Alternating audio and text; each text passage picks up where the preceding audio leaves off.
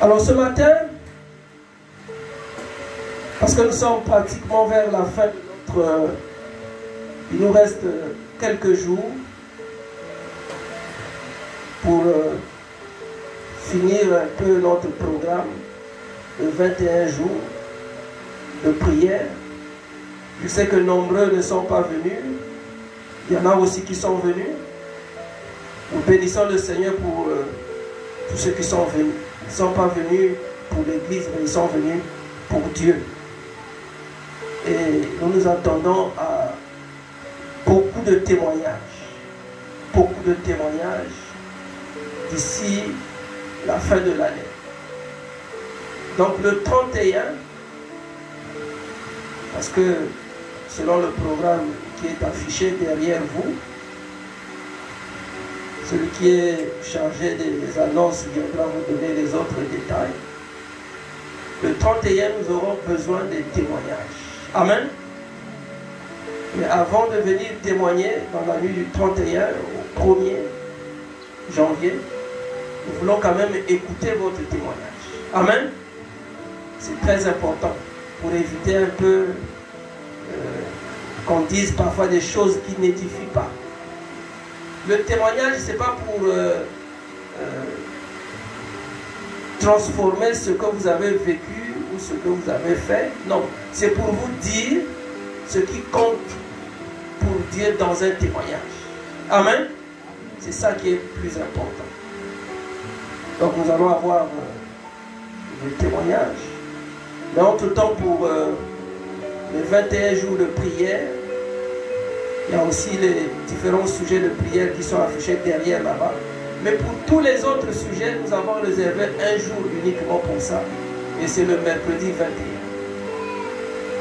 Donc, si tu as un sujet de prière, c'est mieux de l'amener maintenant. Mais en tout cas, le même jour, ça sera difficile que celui qui sera chargé de conduire la prière puisse faire un tri. Parce qu'il y a des sujets que nous voudrons bien examiner avant. Voilà. Et voir s'il y a lieu de suivre la personne ou de prier seulement tel que la personne l'a demandé.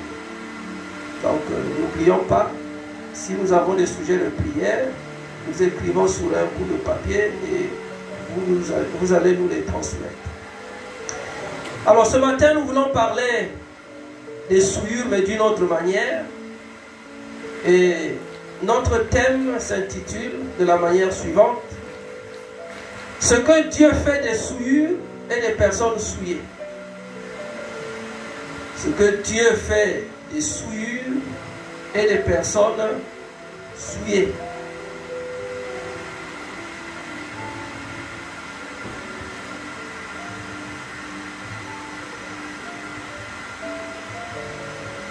Ce n'est pas toujours mauvais les souillures. Amen. Vous savez quand même aujourd'hui, quand vous allez, tout ce que nous jetons dans Averda n'est pas déversé là où ils vont déverser. Et même quand c'est déversé là-bas, il y a des gens qui viennent faire le tri. Amen. Aujourd'hui, il a été démontré que même la saleté, même dans la saleté, on peut retrouver quelque chose de bon. Est-ce que quelqu'un me comprend? Non, peut-être que tu ne me comprends pas. Tout ce que nous jetons là, hein, tout ce qui devient inutile pour nous, nous nous disons non, ça ce n'est plus bon, on jette. Mais ça peut servir quelque part. C'est ce que nous oublions. Vous savez qu'il y a des gens qui se sont enrichis avec les poubelles. Est-ce que vous le savez? Non, il y en a qui sont surpris. Hein? Les poubelles là, tout ce qui est détritus là, tout ça, hein, toute la saleté là, il y a des gens qui s'enrichissent avec ça. Et ce qui a été jeté scientifiquement peut être transformé en matière première, donc en matière renouvelable. Je ne sais pas si quelqu'un me comprend. Non, tu n'as pas compris. Alors nous allons lire Ésaïe. Nous sommes dans le livre du prophète Ésaïe. Ésaïe 53.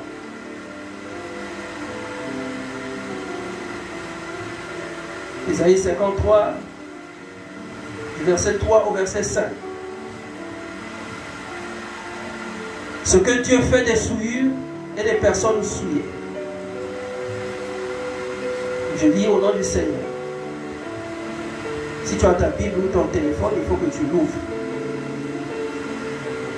Ésaïe 53, nous allons lire du verset 3 au verset 5.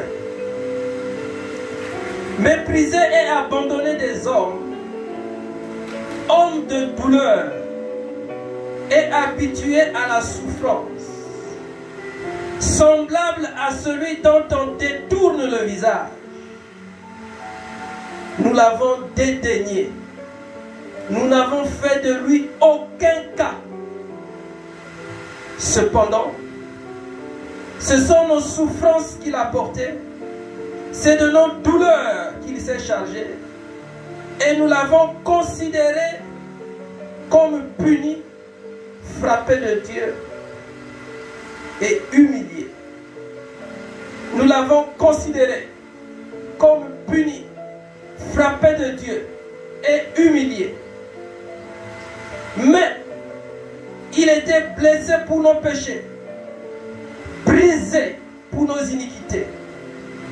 Le châtiment qui donne la paix est tombé sur lui, et c'est par ses meurtrissures que nous sommes guéris.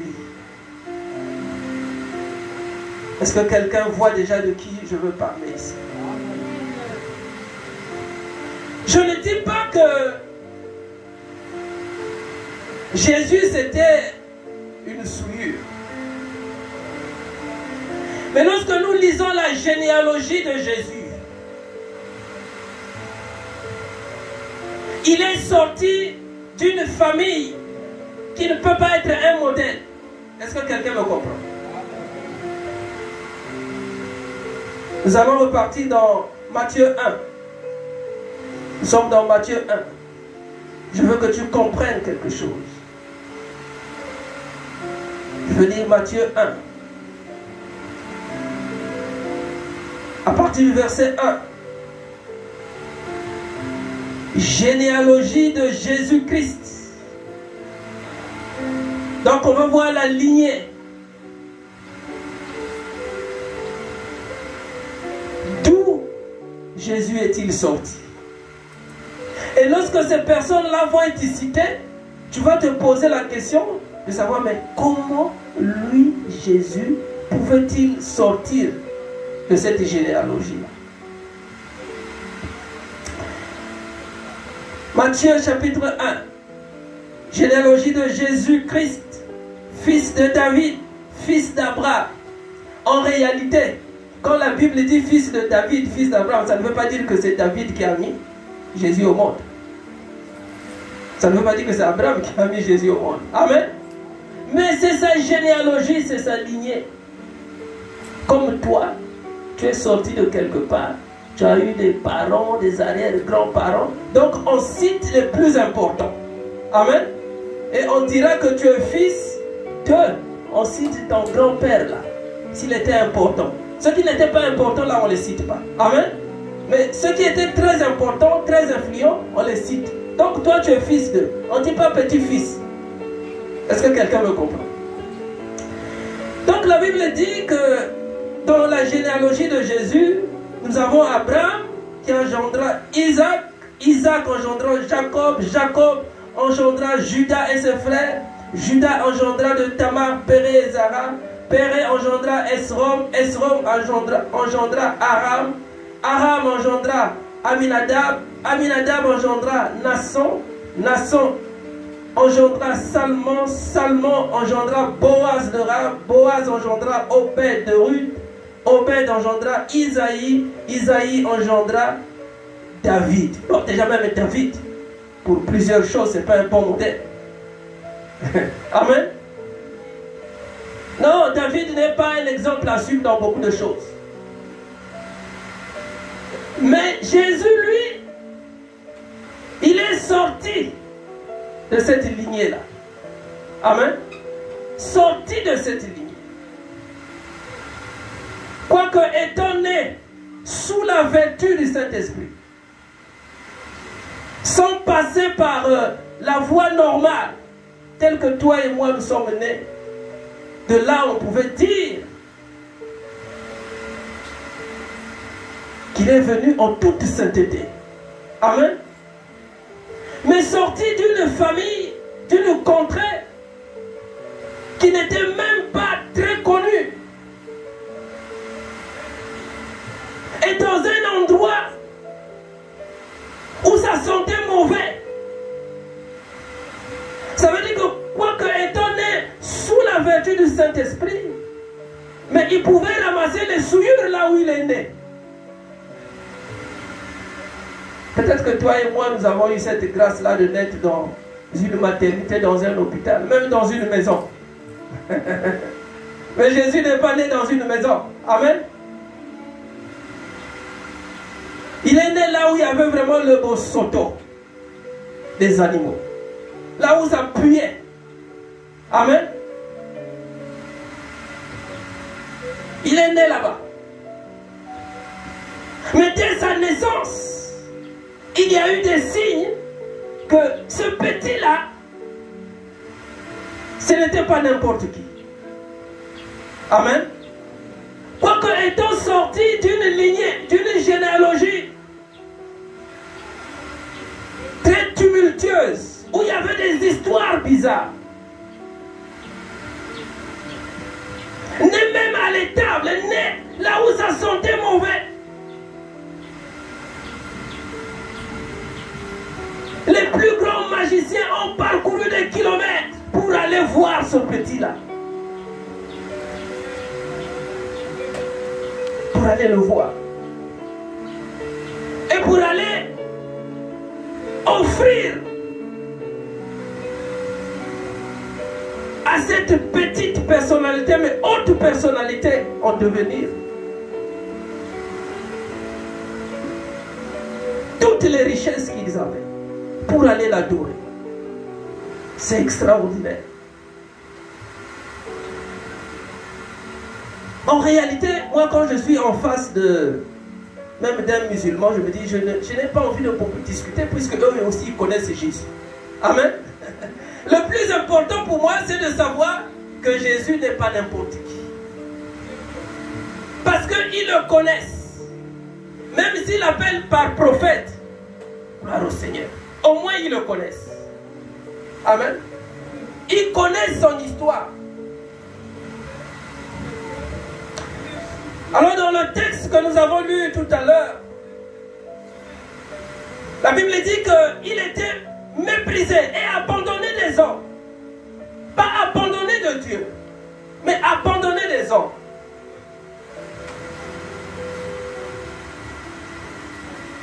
Parce qu'il est venu sur cette terre des hommes où il y a des problèmes, où effectivement on peut vous abandonner, on peut vous négliger.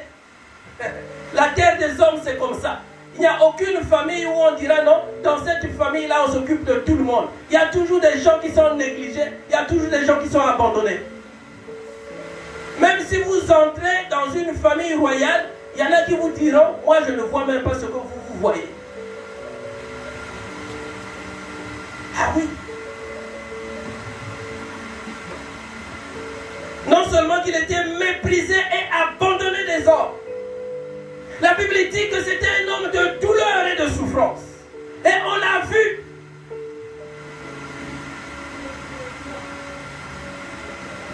À Golgotha. Il a porté les douleurs et les souffrances. C'est-à-dire que c'est comme si vous voyez quelqu'un qui porte le malheur en lui. Tout le monde veut le voir comme ça. On sait que tu souffres. On t'ajoute encore des problèmes pour que tu souffres davantage. C'est comme ça que ça se passe. Parce que parfois nous vivons des choses dans la vie qui sont difficiles à expliquer. Nous portons parfois des souillures que nous n'avons pas voulu.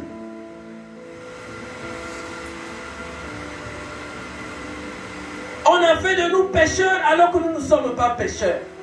Est-ce que quelqu'un me comprend? Tu peux être dans la sorcellerie, mais tu n'as pas voulu être sorcier. Tu peux souffrir, être être un homme de douleur, de souffrance, mais tu n'as pas voulu ces choses-là.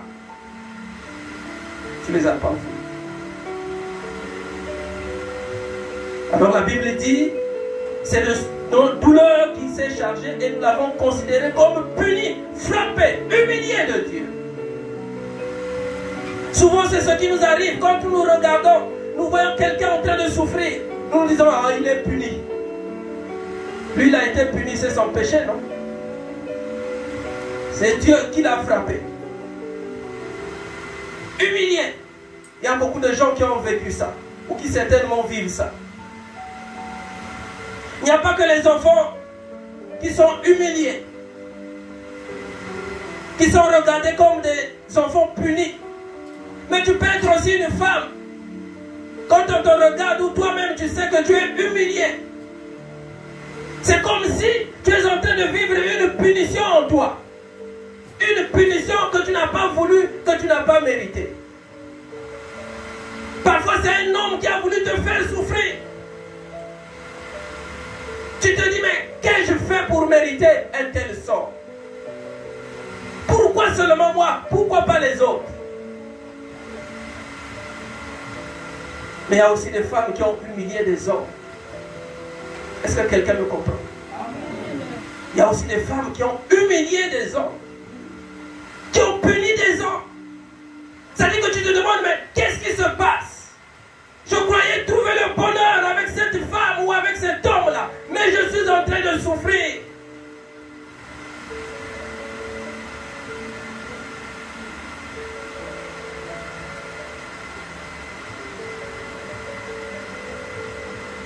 Ça, c'était Jésus. Amen. Ce que lui, il a vécu, nous aussi, nous pouvons le vivre.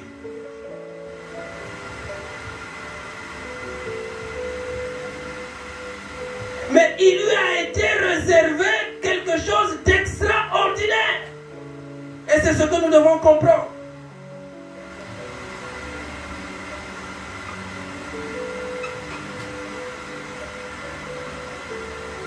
Tu ne peux pas, quand bien même souillé, portant des souillures, venant de ta famille ou de quelqu'un, alors que tu as donné ta vie à Christ, tu ne peux pas rester la même personne. Amen.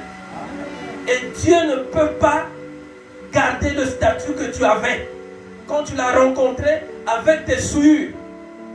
C'est pas possible. Il ne peut pas te garder dans cet état-là, dans cette condition-là. Il faut qu'il change ta condition. Il faut qu'il change ton état. Le prophète Ésaïe reçoit la prophétie comme s'il était en train de vivre ça. Est-ce que quelqu'un qui est en train de lire comme moi voit comme s'il vivait ça au présent? Mais c'est une prophétie. Mais ça s'est accompli. Malgré l'humiliation, malgré la punition, la douleur, la souffrance. Au verset 12, c'est le prophète Ésaïe qui le dit, mais c'est ce que nous avons vu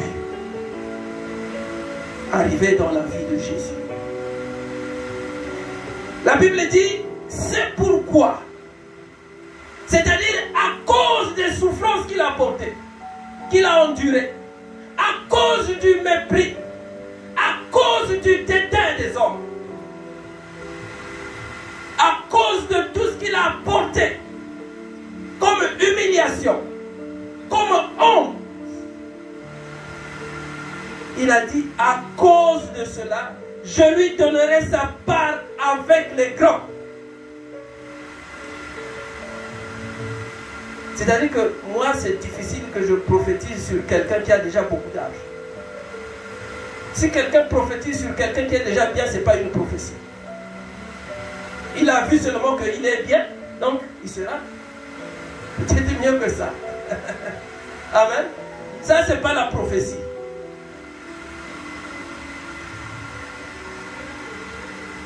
C'est quand tu vois un frère, une soeur qui n'a rien, et que tu lui dises que demain Dieu te fera asseoir avec les grands de ce monde.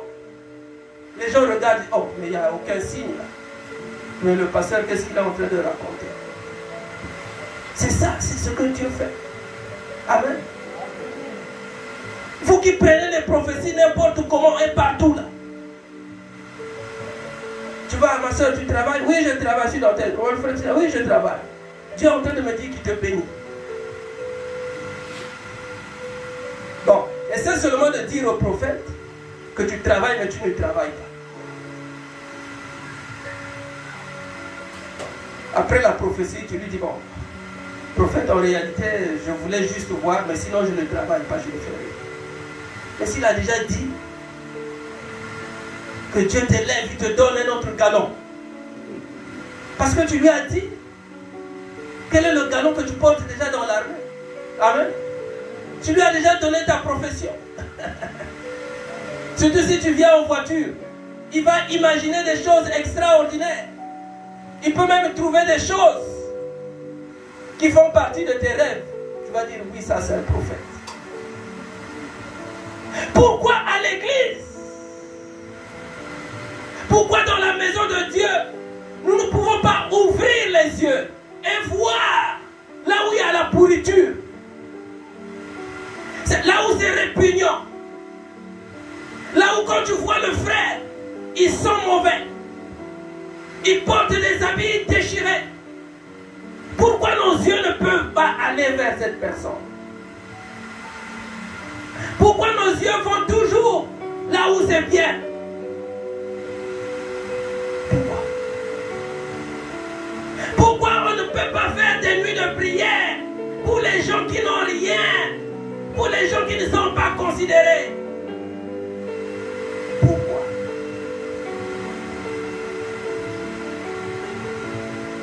Quand je dis ces choses, parce que j'ai vu dans ma vie des gens qui n'étaient rien devenir des personnes considérées.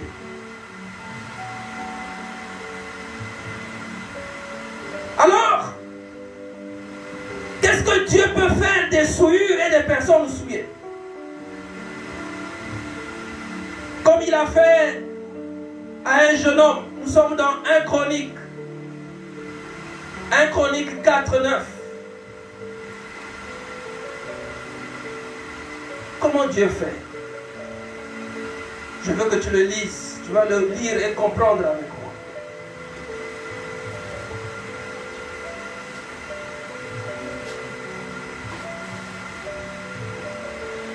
La Bible nous présente un jeune homme.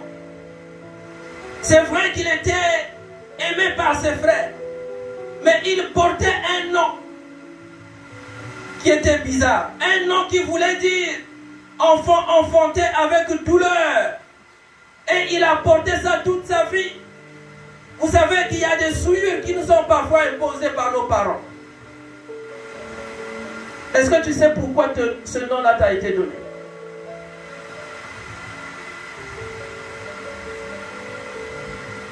Maintenant, prends ton nom à toi. Cherche à savoir ce que cela veut dire dans ta langue maternelle. Ton nom à toi. Le mauvais côté de ton nom et le bon côté.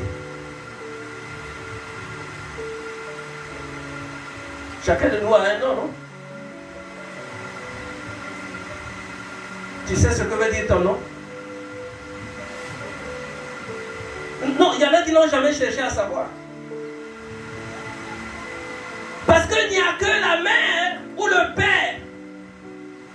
Il n'y a que les deux là qui connaissent les conditions dans lesquelles nous sommes venus au monde. Notre histoire sur cette terre est mieux connue par nos parents que par d'autres personnes. C'est alors que tu verras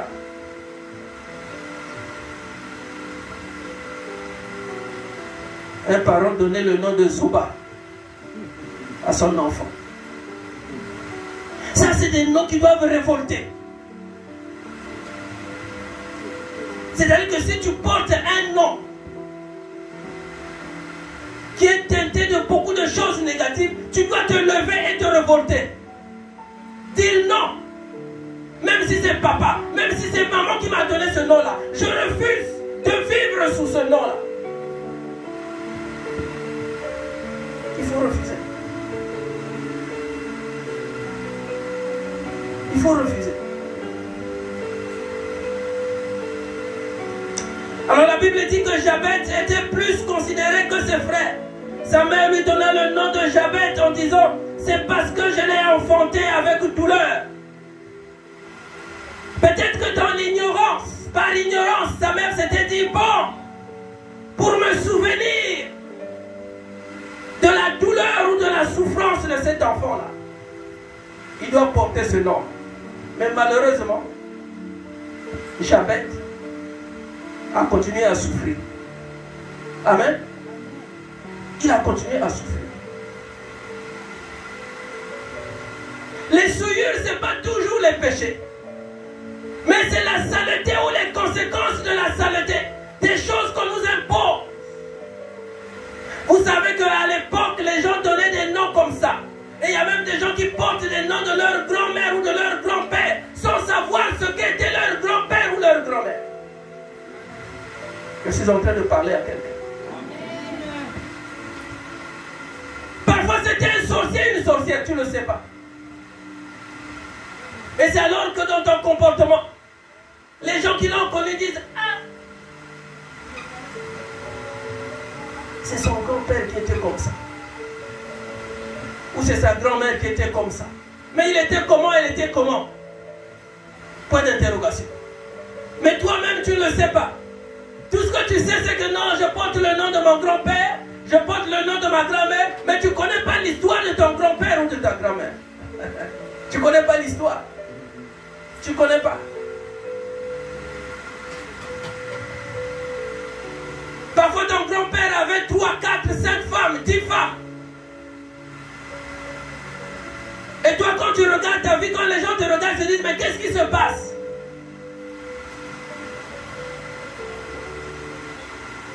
Les souillures qui avaient été implantées ou plantées dans ta famille,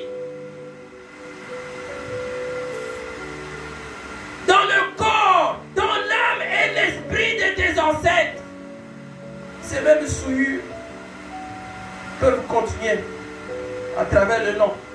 C'est un point de contact. Amen.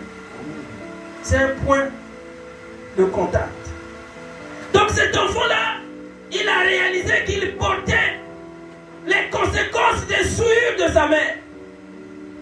Par le nom que sa maman lui avait donné, il s'est dit non, trop c'est trop. Je suis en train de souffrir. C'est pas possible. Il a invoqué le nom de Dieu. Il a dit non, trop c'est trop. Je souffre trop. C'est d'ailleurs à cause de ça que dans la famille, nous n'avons même pas assez de terre. Parce que je suis en train de grandir. Pourquoi les autres ont ça? Moi je ne l'ai pas. Mais c'est à cause de toutes ces choses.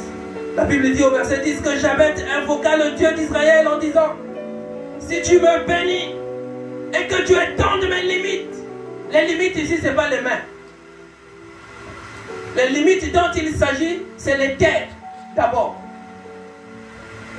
Le premier sens. Amen. Parce que la richesse, la possession des étendues de terre, ok, signifiait à cette époque-là que vous aviez une grande richesse. Amen. Donc lui, il grandissait, il était déjà comme, mais c'est pas possible. Il dit, mais c'est pas vrai ça. On dirait que je suis maudit. Les autres ont plusieurs terres, nous n'en avons pas. Il y a quelque chose qui ne va pas. C'est pour ça qu'il a demandé ça à Dieu.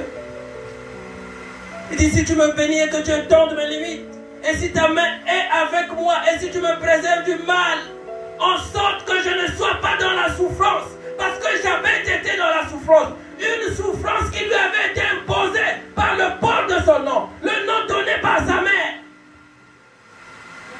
Je ne sais pas s'il y a quelqu'un qui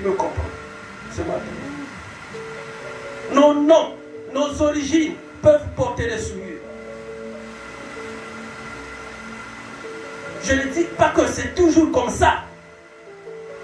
Mais regarde bien. C'est pour ça qu'un enfant de Dieu doit être curieux. Quand tu es là, tu vas voir les grands-parents. Tu discutes avec ta mère ou ton père s'il est encore en vie. Tu dis, maman, papa, dis-moi un peu, le nom que je porte là, qui me l'a donné? Ah non, c'est le nom de ton papa, de ton grand-père. Qu'est-ce qu'il faisait? S'il faisait de mauvaises choses, maman va dire, oh, mais pourquoi tu me poses cette question? Non, parce que je veux savoir, je veux comprendre. Là, tu n'as pas besoin du Saint-Esprit. Amen. C'est alors que tu entendras des choses que tu n'as jamais entendues. Et après, tu dis, ah, or moi, je suis comme ça. Mais c'est grave. Il faut que je fasse quelque chose. Il faut que je fasse quelque chose. L'Afrique a ses réalités. Amen. La sorcellerie du noir n'est pas comme la sorcellerie du blanc. Là où tu es, peut-être que tu as quelque chose de ton père, de ton grand-père, de ta grand-mère, mais tu ne le sais pas.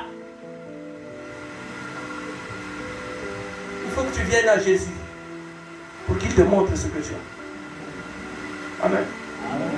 Pour qu'il te montre ce que tu as. Donc cet enfant-là avait compris qu'il était dans la souffrance. Mais une souffrance qui lui avait été imposée par le nom que sa maman lui avait donné. J'insiste sur ça, c'est très important. Même toi, quand tu donnes, même les prénoms. Il y en a qui donnent même des prénoms des rois, des pharaons, donc les gens bizarres là. Osiris, parfois le nom des étoiles, des noms de... Mais est-ce que tu comprends ce que ça veut dire?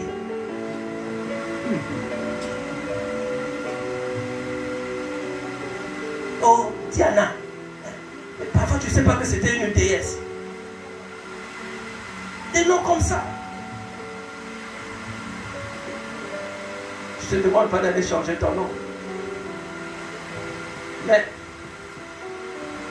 de regarder ton identité. Pas l'identité en Christ, mais ton identité personnelle. Par rapport à ta généalogie. Vous savez qu'un jour, moi, un ami m'a dit, il dit non, mais vous mettez facile, à papa va aller facile. Donc nous aussi.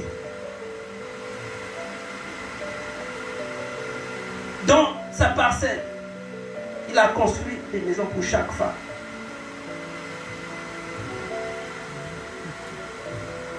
Dans la même parcelle. Donc moi, quand j'allais là-bas, je ne savais pas par où commencer. Puisqu'elle me connaissait. Quand j'arrive, je me dis, bon, ici, là, je fais comment? Je vais à gauche, à droite, là-bas, on m'a vu. Et quand je finis là, et quand j'arrive là, on me sert parfois, moi je dis, non, reste là. Je me dis, ah, il faut que j'aille quand même là-bas aussi, de l'autre côté. Parce que là-bas, on me connaît. C'était difficile. Et quand j'allais là-bas, je dis, ah oui, je sais qu'il y a longtemps que tu es arrivé. Je lui demandais, ah, mais quand tu es fort, comment tu fais? Il dit, non, papa était comme ça. Papa était comme ça. Comment était ton papa? Comment était ta maman? Même celle qui t'a élevé. Quel germe as-tu?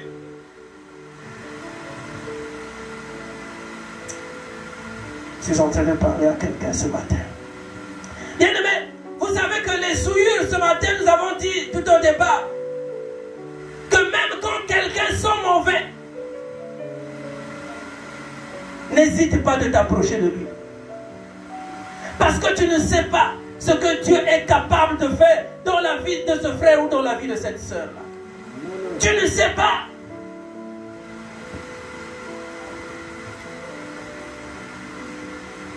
Est-ce que tu connais la vie de Moïse?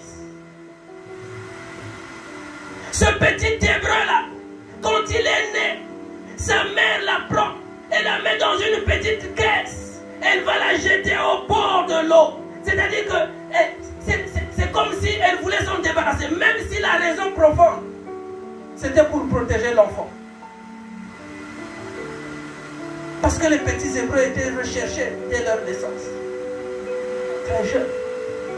Mais en réalité, quand on aime quelqu'un, quand on aime un enfant, quand on aime quelqu'un en général, on accepte de tout perdre même pour cette personne. Amen. Vous n'avez jamais vu ça? Hein, les mamans, comment vous aimez vos enfants? Quelqu'un peut venir te raconter des histoires, ça ne va rien changer. Ne pensez jamais que c'est en allant dire des mauvaises choses à un père, à une mère pour son enfant, que le père ou la mère va renier cet enfant-là. Non, bien au contraire. Si toi tu ne vois plus rien de bon dans la vie de cet enfant-là, le père ou la mère voit que cet enfant-là a de la valeur. Mais nous, quand nous voyons, c'est fini. C'est fini. Alors donc cet enfant-là, on le prend, on va le placer au bord de l'eau. Vous savez, Dieu, même quand on est dans les souillures, suscite toujours quelqu'un pour venir nous enlever de là. Un enfant de Dieu, celui qui a accepté Jésus dans sa vie comme son Seigneur, son Maître et son Seigneur, bien-aimé dans le Seigneur, c'est ton sauveur. Quand tu viens à l'église, même si tu sens que tu as de la souillure en toi, Dieu va toucher le cœur de quelqu'un. S'il ne touche pas le cœur de quelqu'un ici, il va toucher le cœur de quelqu'un ailleurs. S'il ne touche pas le cœur de quelqu'un là où tu viens, ça veut dire que Dieu n'est pas là. Dieu n'est pas là. Je suis en train de parler à quelqu'un ce matin. Alors la fille de Pharaon, mais moi je me dis que c'est Dieu qui a fait que la fille de Pharaon puisse voir cette petite caisse-là. Et par curiosité, regardez, il y avait un beau gosse là-dedans. Vous savez, mais sa soeur, quand sa maman est allée la placer là, sa soeur était en train de regarder ce qui allait se passer. Parce que Moïse avait pour sœur Myriam et pour autre frère Aaron. Est-ce que quelqu'un me suit? Vous pouvez dire ça dans Exode 2, de 1 à 4. Alors, Dieu a fait que ce soit la fille de Pharaon qui puisse voir cet enfant-là qu'on avait abandonné. Alors que sa sœur était à une certaine distance, en train de regarder ce qui allait se passer. Vous savez, bien-aimés dans le Seigneur, quand quelqu'un vous rejette, parfois il regarde qu'est-ce qui se passe dans votre vie. Il sait que vous êtes en train de souffrir, mais il cherche vos nouvelles. Il dit, hein? Lui là-bas c'est comment, qu'est-ce qui se passe? C'est pas parce qu'il veut de ton bien, mais c'est parce qu'il veut savoir si réellement tu peux continuer avec ces souillures ou tu peux rester dans la pourriture. Il y a des gens qui nous ont abandonnés dans la vie. Il y a des gens qui nous ont humiliés, mais ils suivent nos gestes, ils suivent nos actions. Parfois, ils sont contents de nous voir continuer à souffrir. Mais gloire soit rendue à Dieu. Ce jour-là, c'est la fille de Pharaon qui s'était levée. Amen. Mais comme ce n'était pas possible pour qu'un Hébreu puisse cohabiter avec un Égyptien, ce n'était pas possible. Amen. Alors on a cherché quelqu'un pour s'occuper de cet enfant-là. Et sa sœur qui était là, très gentiment, elle a demandé à la fille du roi si elle pouvait trouver une nourrice. Et la nourrice qu'elle va trouver, c'est la maman de Moïse. Alors je donne tout à la nourrice. Tu t'occupes de l'enfant comme il faut. Il y a des gens qui étaient abandonnés, humiliés, qui sentaient mauvais. Quand je dis sentir mauvais, ce n'est pas l'odeur corporelle. Je parle des souillures que nous portons qui sont dans toute notre âme. Des souillures que parfois les hommes ne voient pas. Il faut avoir les yeux de l'esprit pour voir que quelqu'un est en train de souffrir, que quelqu'un est en train de puer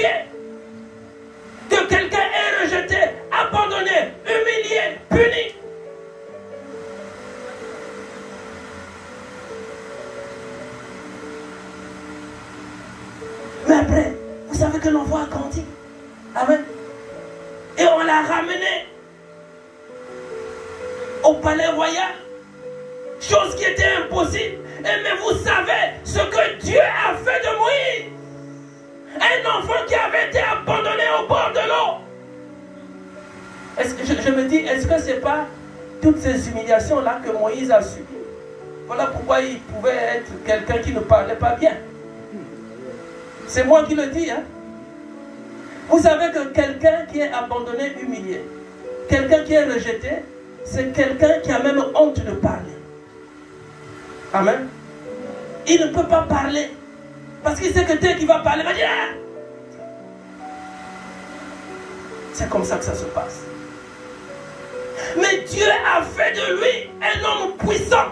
Un homme qui n'avait pas la parole, qui n'avait pas le verbe. Un homme à qui il a donné le pouvoir, même au travers d'un bâton. Un homme qu'il a utilisé pour aller délivrer son peuple en Égypte. Oh, c'est pas possible. Dieu est capable de prendre quelqu'un de la pourriture, de la saleté, même de d'Averda là. Si tu fais partie des choses rejetées d'Averda, Dieu peut te sortir de là et te faire asseoir avec les grands de ce monde. Partager le butin avec ces grands là. T'asseoir là. Dieu est capable de le faire. Dieu l'a fait pour Moïse. Moïse, en fait, c'est quelqu'un qui avait été tiré des eaux. Parce que la fille de Pharaon dit, Moïse, c'était pas son nom. C'est la fille de Pharaon qui lui avait donné ce nom-là. Parce que je l'ai tiré des eaux. Je l'ai tiré des souillures. Parce que dans les eaux, il y a les souillures. Dans les eaux, on jette tout. C'est là que la fille de Pharaon est allée retrouver Moïse. C'est là que ses parents sont allés le jeter. Tes parents peuvent te jeter un sort. Mais la Bible te dit ce matin, recommande ton sort à l'Éternel. Mets en lui ta confiance et il agira.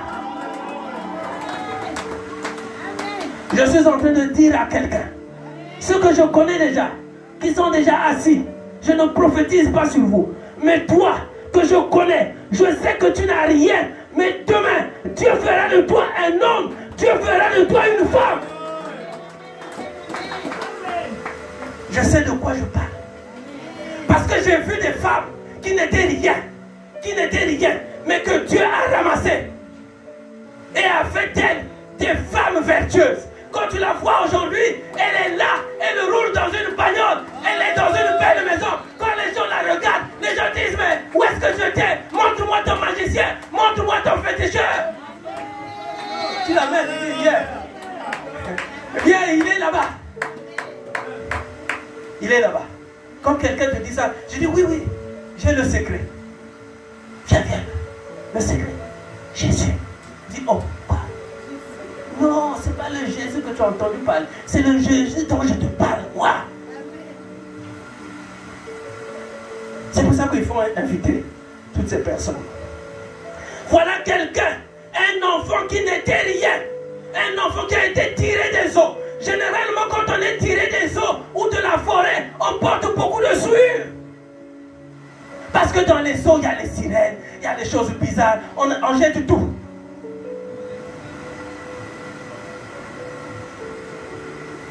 Y a-t-il quelqu'un à qui on a dit qu'il est sorti de la forêt? Mais moi je veux te dire, tu ne repartiras pas dans la forêt. Dieu te sortira de là. Dieu te sortira de là parce que dans la forêt il y a trop de choses bizarres.